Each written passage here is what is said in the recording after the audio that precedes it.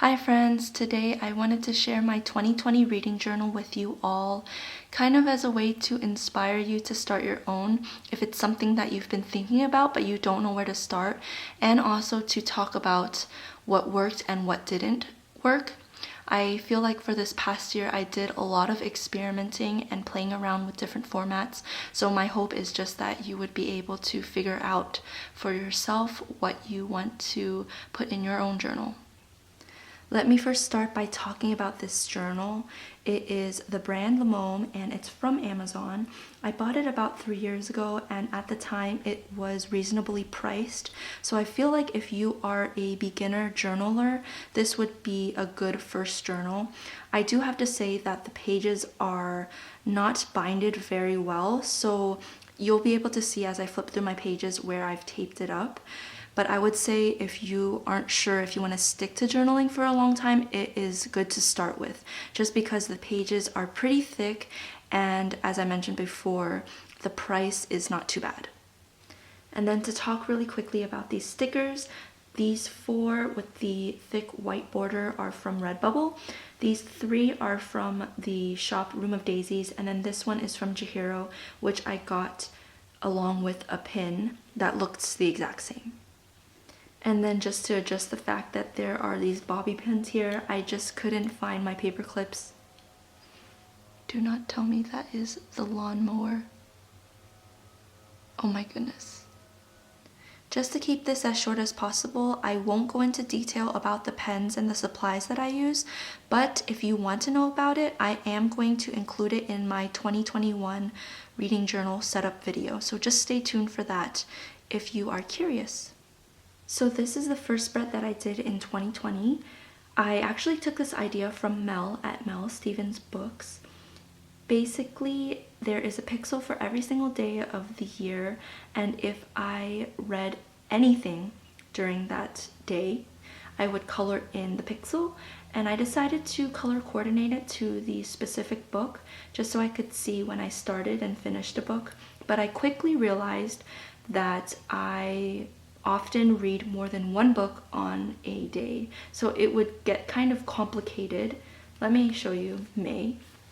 So in May, on the 14th, I read 2 different books, and this is the month that I started to integrate patterns. As you can tell, I only did it for 1 month because it started to not work for me. So basically, there's just too much going on. So I decided to switch to counting the number of pages that I read instead. So if I read 1 to 50 pages on that specific day, I would color the pixel gray, and so on and so forth. I do like this idea a lot better just because it's interesting to see if there's any patterns going on. Like if I read a lot during the beginning of the month and then read less during the middle.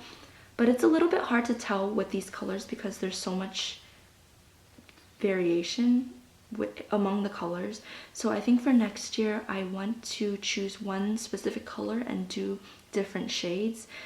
And then as you can tell, there is a list of the books that I started, not necessarily finished, because as you can see, I started Burial Rites, but I never finished it, and then I put a little dash there. So it's just all the books that I started. And then going back to this page, I wanted to pick out one book that stood out to me every single month that I really loved, and as you can see, there wasn't much follow through. I think at the beginning of the year, I wasn't really drawn to updating this page because from January to the middle of May, I was in my last semester of school, so all the books that I read was for school, and I wasn't necessarily excited about any of the books that I picked up. So it was hard to pick a favorite because they weren't actually favorites. I think after I film this, I will add in covers for this, or maybe I'll do it at the beginning of next year so I can print all of these at once and then just stick them in. But for now, this is what it looks like. And I think I will not carry this specific format into 2021. I want to still pick out my favorites, but I want to do it in a different way. I don't know exactly what way yet right now, so we'll see what happens. If you have any suggestions, I would love to know. This is just a piece of black cardstock that I taped over the page because I colored this side way too much and it bled through, so I didn't know what else to do with that. But on this side, it is my 2020 bookshelf. It is a visual representation of all the books that I read, and my goal this year was to read 53 books, so I drew 53 book spines, and I actually read way more than that, but I thought there would be too much going on if I added anything else, so I just left it like this. But for next year, I made sure that I did this over 2 pages. This spread is just a quick look at every single book that I finished this year. So while this one is a visual representation, this one is just some details. So if it was a reread, I put a little asterisk. And if it was an audiobook, I put the page number in parentheses. Of course, here are the star ratings, and I didn't finish these ones because I still haven't decided yet. And then I have a third page over here because I really didn't think that I would read this much. But this is a third page, and then on this side, it is a grid spacing kind of cheat sheet. This was something that Amanda Rachley came up with. Good for weekly bullet journaling, so I don't use this too much for my reading journal, but it's here in case I need to reference it. If you are curious on how to use it, I will leave a link to the video that Amanda did because she explains it in that one. And then on the left side here, it is a list of all the book series that I started and I wanted to work on in 2020. As you can tell, I only finished 2 series and started some that I didn't add, but this would be a great spread if you're someone who starts a lot of series and you want a place to keep track of them. And then on the right side, this is not reading related, but since it's on the same page, I thought I would just mention it a little bit. This is a tracker for all the BTS related stuff that I watch, and I thought it would be interesting to see what I could get to this year. And for the rest of these pages, they are mostly my page count trackers for each month, and you'll be able to tell how things change month by month and what I decide to keep and take out.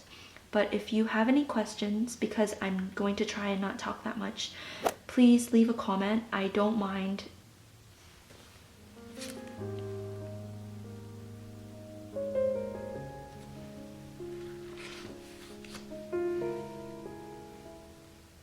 So for this page, I did want to mention that if you want to keep track of the pages you read, but you don't want to spend that much time doing it, this is a great alternative. You don't have to spend so much time coloring, but you still get to have the different colors of each book read. Like, you can still tell the difference. And then by writing the titles next to it and the page numbers, at a glance, you can just tell what it is.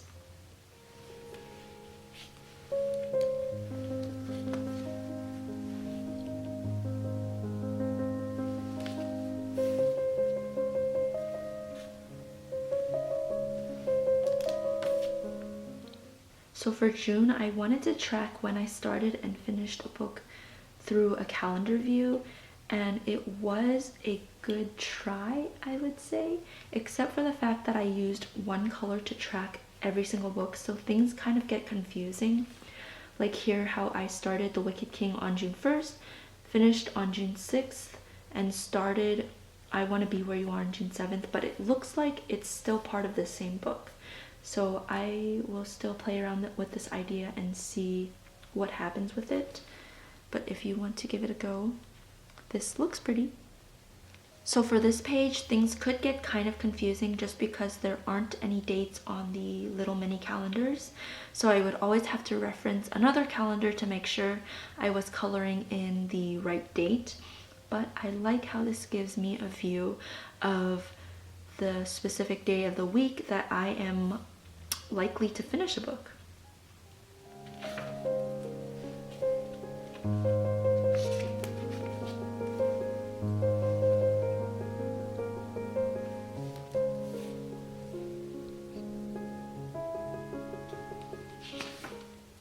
So in July, I decided to start this 2020 statistics page. I saw this from Gabby Reads, and as you can tell, I am not doing a very good job keeping up with it. I haven't updated October, November, and I didn't fill out these ratings for August and September. I've found that I've much rather enjoyed doing this on Google Sheets, and then at the end of the year, or maybe even in January 2021, I will go back to this and update it, or put this information together in a more visually appealing way. I was thinking about drawing graphs in my bullet journal when I have all the information. So keep an eye out on my Instagram. That will be the place that I will update you if there's anything I choose to do with this page. This is a good example of something that I would quickly put together if I don't want to spend time decorating.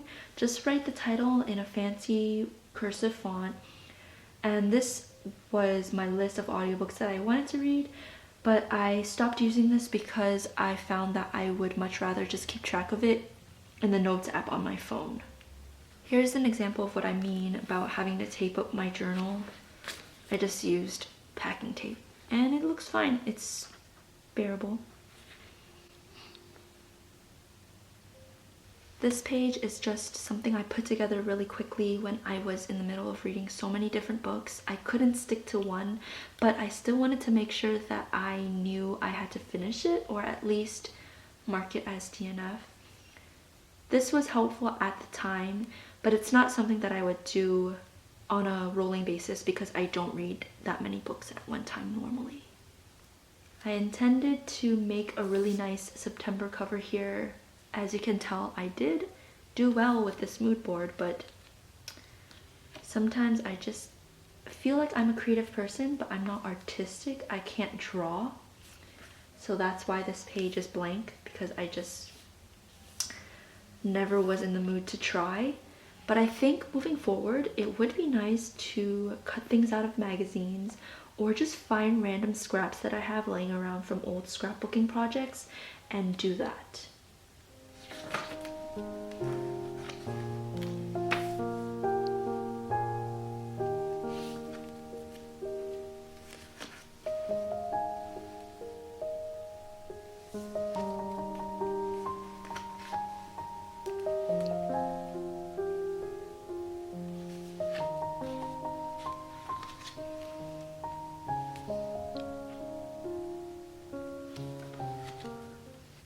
This is the last page I wanted to share with you guys. As you can tell, I just started getting into book journaling in a different kind of way, in a more creative way, I would say. Instead of just tracking stats, I am doing more decorating. I don't know how else you would call this, scrapbooking. I really loved Instant Karma when I read it, so I felt compelled to cut things out of magazines and tape a bunch of stuff in here that was related to the book. And it was a fun time. I definitely want to do more of this in 2021. But this is the end of my reading journal. I hope that there's something in here that was helpful. If you are starting a reading journal, or if you have one, I would love to see it. If you post photos or videos anywhere, please share them with me. And again, if you have any questions, I am here to answer them. That's it. Thank you so much for watching.